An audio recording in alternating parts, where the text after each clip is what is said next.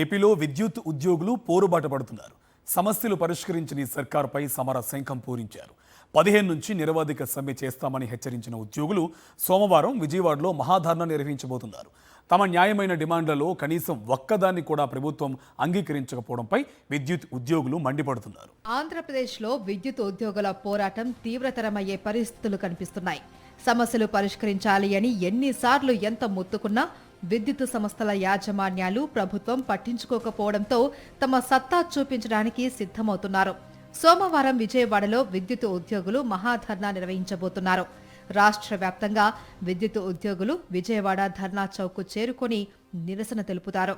63,000 మంది విద్యుత్ ఉద్యోగులు నిరసనలో పాల్గొంటారు.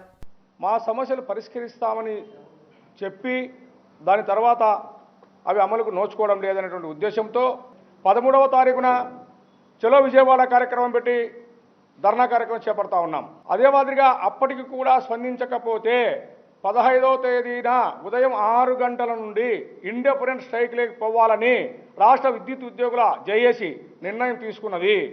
మంగళవారం మరోసారి విద్యుత్ ఉద్యోగుల జేఏసీ సమావేశమవుతుంది. ఒకవేళ ప్రభుత్వం అప్పటికి దిగి రాకుంటే 15వ తేదీ నుంచి రాష్ట్ర వ్యాప్తంగా నిరవధిక సమ్మె చేస్తామని ఉద్యోగ సంఘాలు హెచ్చరిస్తున్నాయి.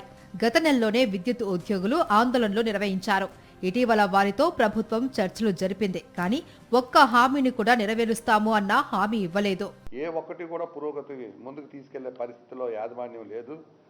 దాదాపుగా రాష్ట్రంలో 35,000 మంది స్వాస్థ్య ఉద్యోగులు, 30,000 మంది కాంట్రాక్ట్ లేబరు నెల రోజుల నుండి నిరసన కార్యక్రమాలు చేస్తున్నప్పటికీ కూడా యాజమాన్యం మొండి వైఖరిగా ఉండి ఎటువంటి సమస్యను కూడా పరిష్కార దిశలో పట్టుకెళ్లకుండా మమ్మల్ని ఇంకా ఉద్యమాన్ని తీవ్రస్థాయికి పట్టుకెళ్లే పరిస్థితుల్లో మాట్లాడారు.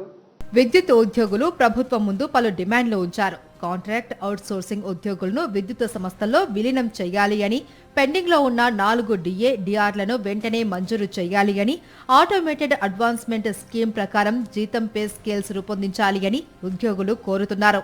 విద్యుత్ ఉద్యోగులు పెన్షనర్లకు, వారి కుటుంబ సభ్యులకు నగదు రహిత అపరిమిత వైద్య సౌకర్యం కల్పించాలి అన్నది వారి మరో డిమాండ్. అన్ని విభాగాల్లో ఖాళీలు భర్తీ చేయాలి అని, పని ప్రమాణాల ప్రకారం అదనపు పోస్టులు మంజూరు చేయాలి అని వారు ప్రభుత్వాన్ని కోరుతున్నారు. ఈ విద్యుత్ సంస్థల్లో చేస్తున్నటువంటి కార్మికులందరూ కూడా అశాంతితో పనిచేస్తూ ఉన్నారు. ఎందుకంటే మాతో పాటుగా సమానంగా పనిచేస్తున్నటువంటి కాంట్రాక్టు కార్మికుల విషయంలో అయితేనేమి, అలాగే మాతో పాటుగా సమానంగా పనిచేస్తున్నటువంటి జేఎల్ఎం గ్రేడ్ 2ల విషయంలో అయితేనేమి యాజమాన్యాలు మొండి వైఖరి అవలంబిస్తున్నాయి.